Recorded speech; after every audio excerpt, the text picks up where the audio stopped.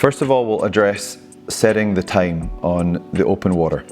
Because this is a 200-meter certified watch, one of the features that is common in a higher-end dive watch is what's called a screw-down crown.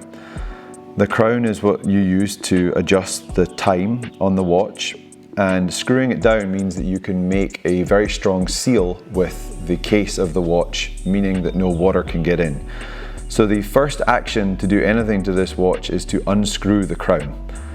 Counterclockwise, you'll unscrew and the crown will all of a sudden pop out a couple of millimeters against your fingers. You are now in position 1, which is a winding position. If you spin the crown clockwise, you will begin to wind the movement, and if the watch is dead at the time, the first indication of that will be that the second hand starts moving around.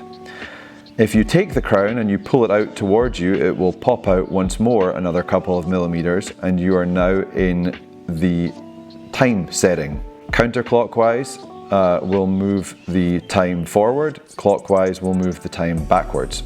Quite easy to move the crown and you'll see this happen. You set the correct time and you press back in, push against the case, you're working against a spring here, and begin to turn clockwise, and you'll feel the threads of the screw down mechanism engage and it will seal back up against the case of the watch.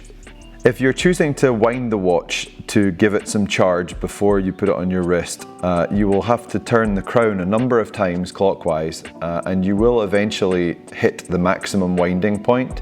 Just be a little cautious doing this, that you don't wind too vigorously and crash into the end of the winding. You're dealing with a small mechanical object here, and you just want to be a little bit respectful of the fact that you're winding up a spring.